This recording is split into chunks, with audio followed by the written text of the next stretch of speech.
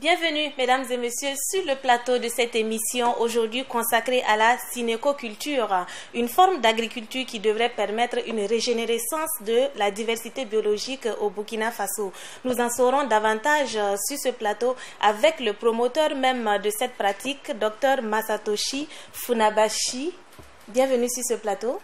Merci. Il est donc le promoteur de cette pratique et il est de Sony CSL au Japon. Bienvenue encore sur ce plateau. Merci beaucoup. J'ai sur ce plateau Dr André Tendano qui est directeur du Centre africain de recherche et de formation en synécoculture. Bienvenue. Merci.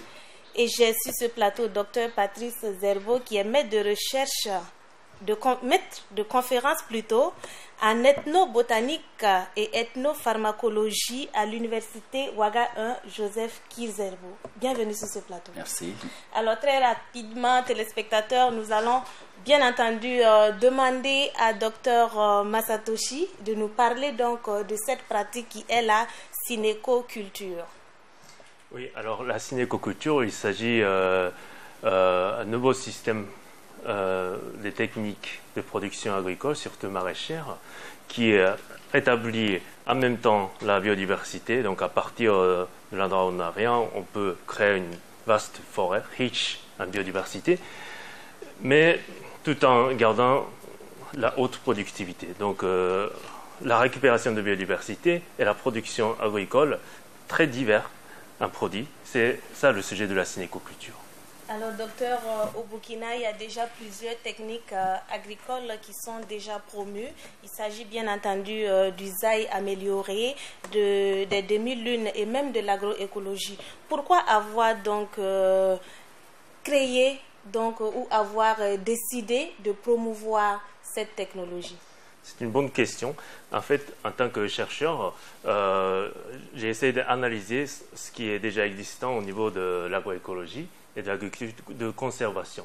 Et donc, j'ai repéré que toutes sortes d'agriculture se reposent sur le compromis entre la productivité et la biodiversité. Soit on produit plus en sacrifiant la biodiversité, soit on conserve la biodiversité, mais on perd la productivité.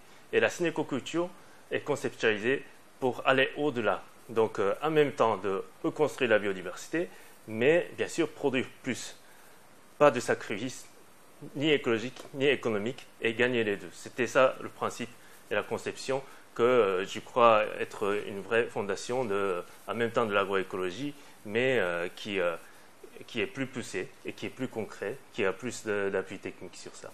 Alors, docteur Tendano, c'est une collaboration donc établie entre le Burkina et le Japon dans le cadre donc de la promotion de cette pratique qui est la synécoculture. De façon pratique, en quoi consiste la synécoculture? Okay. Merci pour cette question. La synécoculture consiste pratiquement de mélanger plusieurs espèces, de les mettre ensemble et de faire en sorte que il y a de l'harmonie entre ces espèces.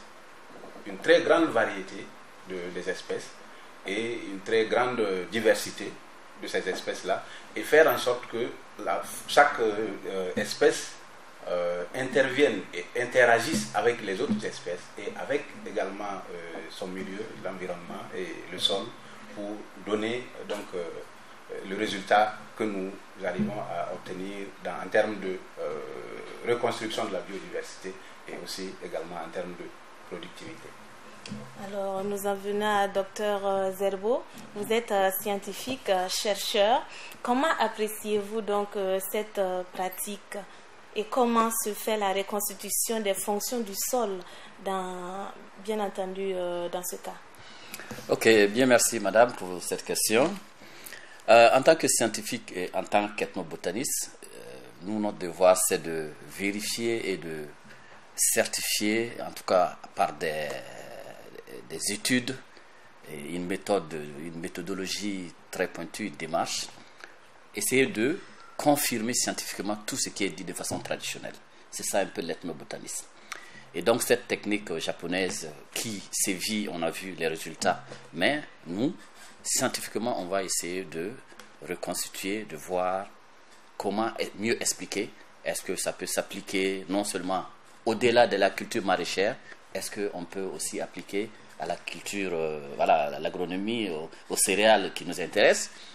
Et comment se fait la reconstitution? Bon, tout simplement, je dirais, comme notre grand scientifique Lavoisier, qui dit que dans la nature, en réalité, rien ne se crée, rien ne se perd. Tout se transforme et se conserve. Donc, les êtres vivants qui sont là, qu'ils soient animaux ou qu'ils soient animaux ou végétaux, à leur mort, il y a la destruction, la transformation, et les éléments qu'ils ont repris, qu'ils ont pris à la terre, repartent à la terre. Et c'est de cette façon que les éléments sortis repartent. Donc la reconstitution est bel et bien naturelle. Alors, docteur Masatoshi, il me semble que dans cette pratique, on n'utilise pas de fertilisants ni biologiques ni chimiques. Comment est-il possible? Nous voyons bien entendu les images qui se profilent. Comment est-ce possible? Alors, avant de répondre à cette question, il suffit de reculer un peu notre vue et regarder un peu dans la nature la forêt, par exemple, qui est générée automatiquement, naturellement.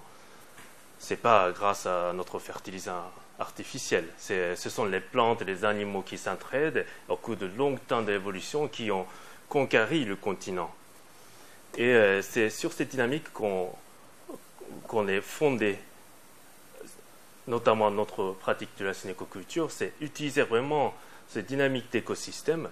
Et nous, les humains, jouons l'assistance, le rôle d'assistance de cette dynamique. Et c'est pourquoi qu'on a toutes ces riches productivités et en même temps qui ne donnent pas le compromis, au contraire, qui augmentent la biodiversité même. Donc vous verrez ça dans les images et nous avons aussi beaucoup de publications scientifiques qui sont déjà passées plusieurs journaux des revues.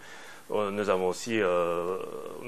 venons de faire le 3e forum africain sur la synécoculture pour mettre à votre référence notre acte de colloque également, dans lequel on a plusieurs données qui sont déjà précises et validées. Et pourquoi le choix du Burkina pour expérimenter donc cette pratique? Alors, quand j'ai constitué cette conception et cette théorie et j'ai expérimenté au Japon, j'ai construit un modèle scientifique qui indique que ce modèle-là, pour fonctionner pour exercer plus d'efficacité dans les zones, par exemple, semi-arides, marginales, où la qualité du sol est plutôt pauvre, que dans les pays favorisés au niveau du climat, par exemple, avec la température et la précipitation modérée. Et donc, c'est pour ça que j'ai ciblé un des pays, l'Afrique subsaharienne, tout au début. Et c'est là aussi que j'ai eu la chance de rencontrer Dr Tindano. Alors, Dr Tindano, comment se fait donc la lutte contre les insectes ravageurs dans le cadre de cette pratique? Parce qu'on sait que ce sont bien sûr des maladies qui attaquent beaucoup les plantes et les agriculteurs aujourd'hui en souffrent. Dans ce cas où on n'utilise ni fertilisants ni produits chimiques, comment se fait le traitement? Oui, le traitement, ici il faut, avant de parler du traitement ou de la lutte contre ceci ou cela, il faut considérer une réalité. L'agriculture, jusque-là, pratique ce qu'on appelle l'élémentarisme. On fabrique, je veux dire, comment dire, on favorise un élément au détriment des autres éléments. On supprime tout et on laisse un seul élément. Ça veut dire, si on prend le cas donc de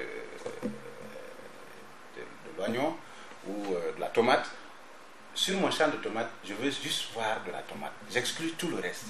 Alors que dans la nature, tout le système fonctionne ensemble. Et maintenant, quand on exclut tous les autres, il reste, la plante qu'on veut favoriser reste vulnérable.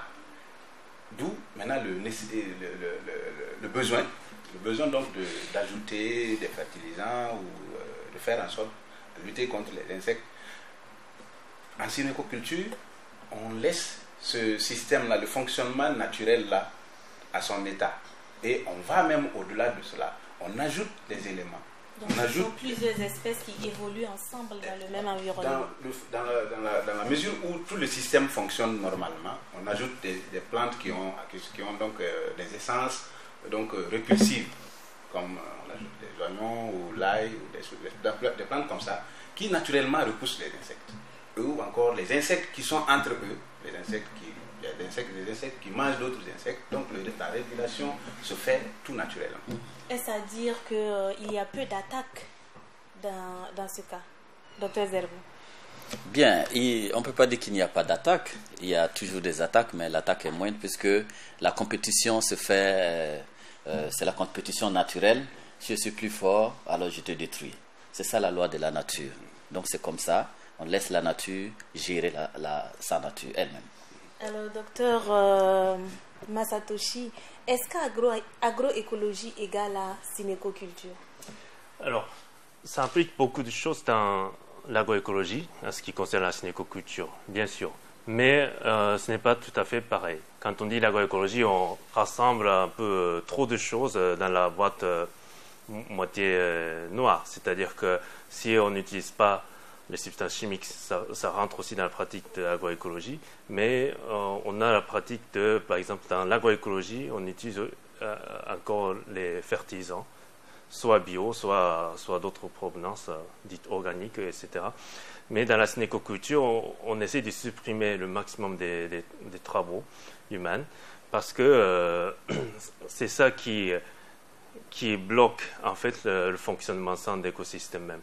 Donc, comme exemple des insectes ravageurs, il y a un côté qui bénéficie de la circulation de l'écosystème. Sans les insectes, les plantes ne se propagent pas, les plantes n'établissent pas leur riche diversité. Ce sont les insectes qui bouffent un peu les plantes, qui aident à régénérer aussi et qui fait regagner la diversité. Donc, vous voyez, il y a tous ces éléments qui sont un peu dispersés dans l'agroécologie, mais dans la synécoculture, on a systématisé vraiment toutes ces choses, enchaînées, en but de fournir un modèle idéal un peu à l'extrémité de ce qu'on conçoit être l'agriculture vraiment durable et qui suit la loi de la nature.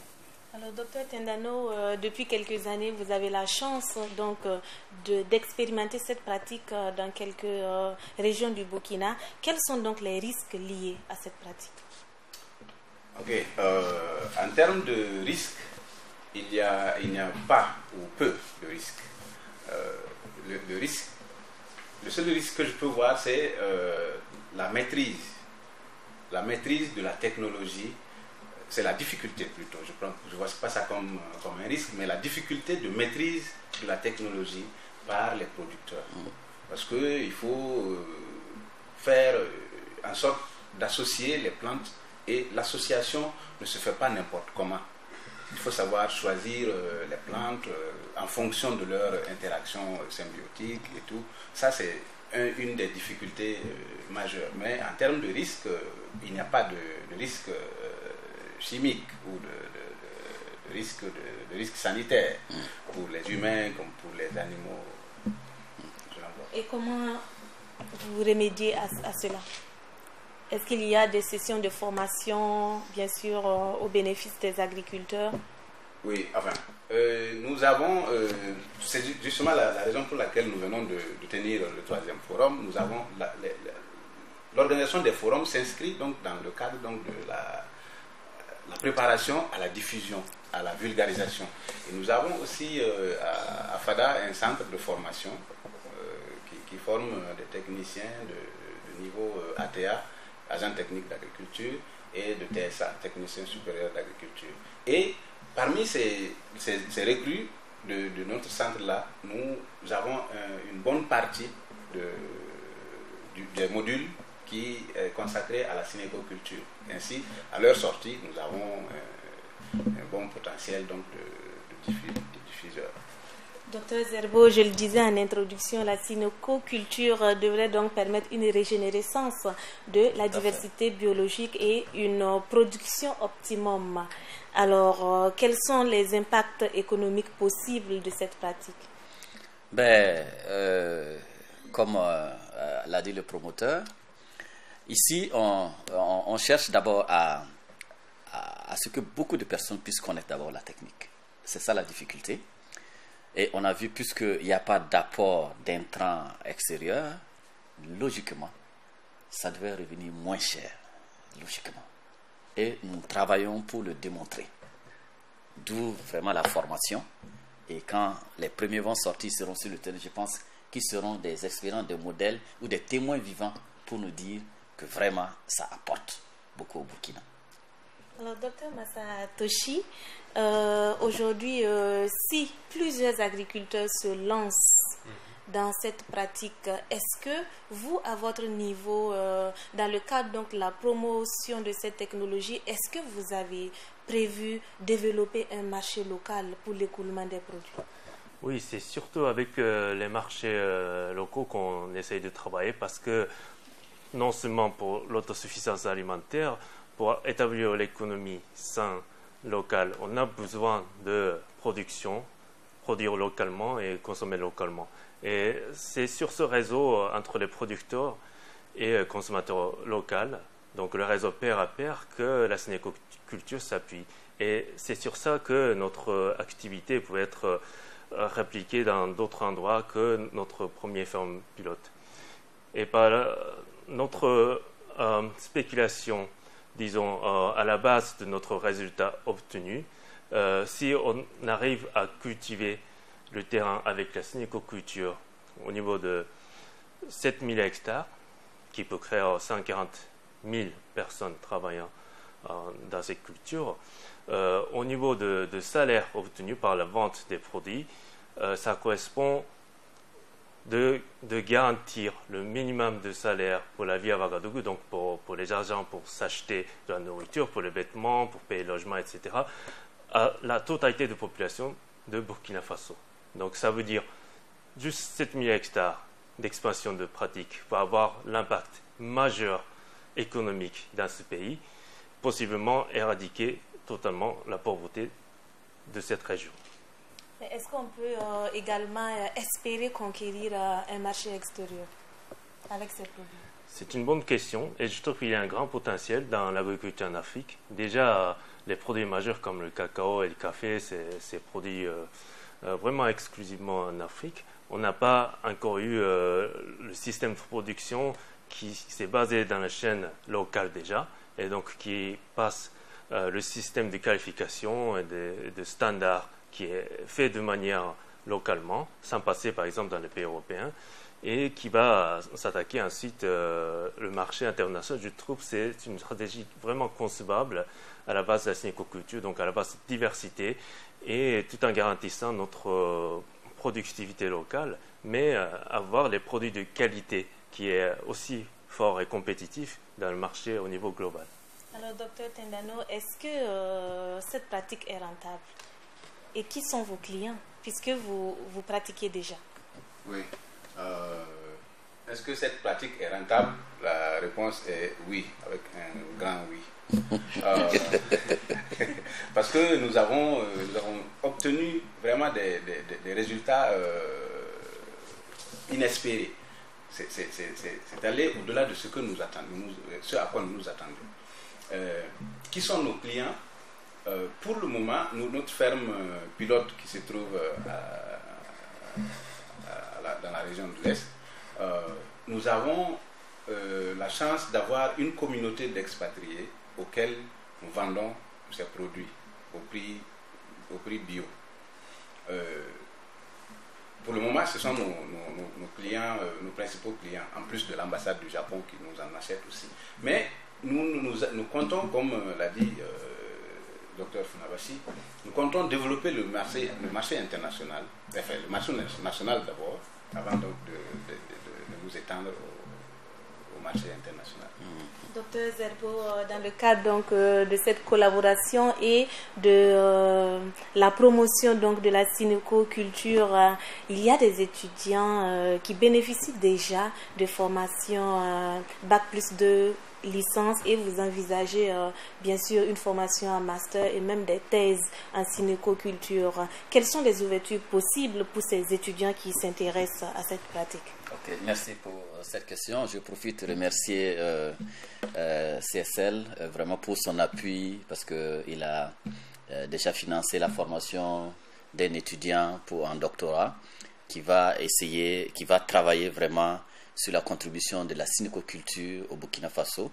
Donc il va essayer d'évaluer un peu tout ce qui est l'impact de la synéco sur la reconstruction de la biodiversité, sur la qualité nutritionnelle des graines, sur la productivité des plantes. Donc ça sera vraiment un des éléments forts de la thèse. Alors la collaboration, disons que vraiment ça rentre un peu dans la diffusion. On en a parlé tout à l'heure, ça rentre dans la diffusion. Il y a déjà des techniciens supérieurs qui sont formés au niveau de FADA. Pour le moment, entre les techniciens et ce doctorant qui est sélectionné, il y a un gap.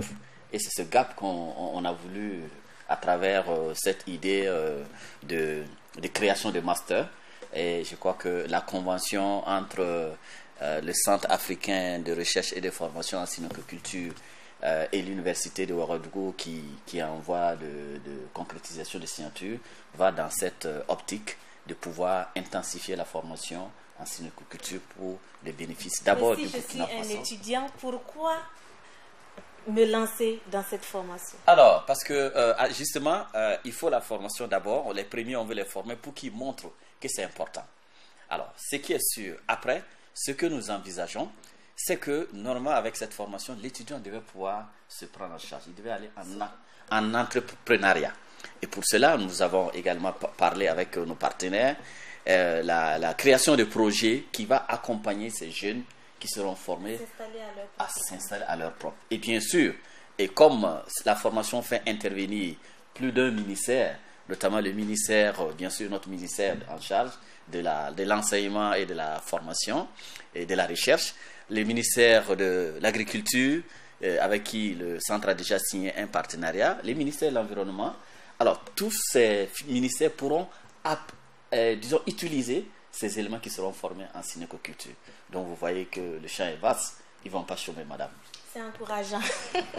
Docteur Masatoshi, aujourd'hui, nous savons très bien que le climat est changeant et les changements climatiques ont des effets plutôt remarquables aujourd'hui à l'échelle internationale. Est-ce que cette pratique peut avoir un impact remarquable sur les effets des changements climatiques à l'échelle globale? Oui, ce qu'on doit savoir avant de répondre à la question du changement climatique, c'est non seulement le changement climatique, c'est plutôt la pratique inappropriée d'agriculture qui fait perdre notre biodiversité, surtout dans l'Afrique subsaharienne. Donc il faut déjà combler cet écart de productivité tout en construisant la biodiversité. Sur cela, on a un grand avantage en utilisant la synécoculture.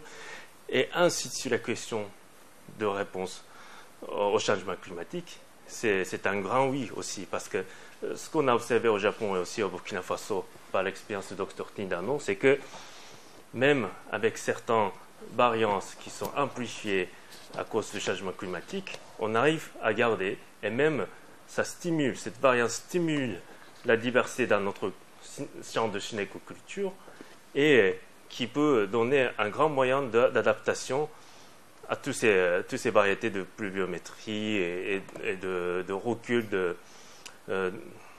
la frontière de désert, etc., en but d'éventuellement établir un autre écosystème à la base de la synécoculture, mais qui garde aussi les espèces natives de l'Afrique et qui promeut en même temps l'écologie et l'activité économique humaine. Alors, docteur Zerbo, est-ce que dans cette collaboration donc, avec le Japon, il y aura des échanges d'espèces de part et d'autre? Et si oui, qu'envisage donc la recherche burkinabé pour garantir les échanges et le partage juste et équitable des ressources génétiques qui feront l'objet d'échanges? Merci, bien belle question. Ça, c'est la question qui est d'actualité, le problème qui est d'actualité. Avec l'APA, le protocole de Nagoya, notamment le partage juste et équitable des avantages qui découlent de l'utilisation des ressources phytogénétiques. C'est vrai, dans le cadre de la collaboration, c'est vrai, il est prévu d'échanges, voilà, des espèces qui sont intéressantes au Japon. On va demander à ce que ça soit introduit ici. Je crois qu'il y a déjà une législation qui régit ça, même si on est encore là-dessus. Mais je pense qu'il n'y aura pas de souci, parce qu'on ne va pas amener des plantes vivantes, c'est des graines qu'on va amener, des graines séchées. Et je me dis que naturellement, les échanges, les plantes changent naturellement. Voilà, ce n'est pas l'homme qui influe. Les gens disent, si on apporte des graines, voilà, ça va contaminer ça, ça va... Non, naturellement, il y a des échanges, il y a des flux de gènes, ce qui fait que telle espèce n'est pas forcément la même il y a 10 ans. On n'a pas introduit une espèce dans le milieu, mais naturellement, il y a des changements. Donc, c'est vrai, on va échanger des espèces, mais nous allons respecter l'esprit de l'APA. Donc, la recherche y croit et reste donc vigilant. Oui, nous sommes vigilants. Voilà. Docteur Tendano, est-ce que la cinécoculture peut se pratiquer sur n'importe quel sol et bien entendu en agriculture familiale? Très rapidement. Très rapidement, d'accord. Ce qui va être difficile. Oui, la cinécoculture peut être pratiquée sur n'importe quel sol. Il s'agira maintenant de l'adapter à chaque condition agroclimatique et pédologique, d'adapter maintenant le système aux conditions locales. Et en agriculture familiale? Oui, en agriculture familiale, oui. Vous savez, nous, en cinécoculture, nous nous appuyons sur la promotion de l'agriculture familiale. Et donc, en agriculture familiale, le défi est de pouvoir trouver une adaptation, et nous travaillons déjà à trouver cette adaptation-là, de la cinécoculture à la production vivrière. Très rapidement, docteur Masatoshi, quelles sont donc les perspectives en matière d'agriculture cinécologie? Alors tout d'abord, nous voulons se lancer dans la convention de recherche avec l'Université de Ouaga en vue de former les jeunes motivés pour gagner la popularité de l'agriculture de demain. Et ça se joue au niveau sur-régional, c'est-à-dire dans tous les pays d'Afrique subsaharienne et même au nord du désert de Sahara seront concernés pour établir une grande base de données pour être partagée à tous les pratiquants du monde de la cinécoculture, non seulement en Afrique, mais également dans les zones sémérides, par exemple en Inde, en Asie du Sud-Est, en Amérique Nord et Sud. Et tout cela, avoir cet échange grâce à nos technologies d'information et de communication, qui est aussi soutenue par Sony même, et avoir une sorte de vision en symbiose avec la terre, la nature et les hommes, et de reconstituer globalement l'agriculture. Voilà notre ambition globale.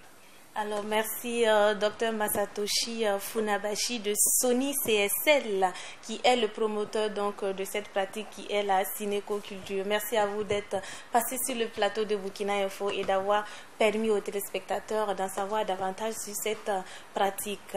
Je recevais, chers téléspectateurs, Dr André Tendano, qui est le directeur du Centre africain de recherche et de formation en cinécoculture, et le Dr Patrice Zerbo, qui est maître de recherche en ethnobotanique et ethnopharmacologie à l'Université Ouaga 1, professeur Joseph Kizerbo. Merci à tous d'avoir participé à cette émission. Merci.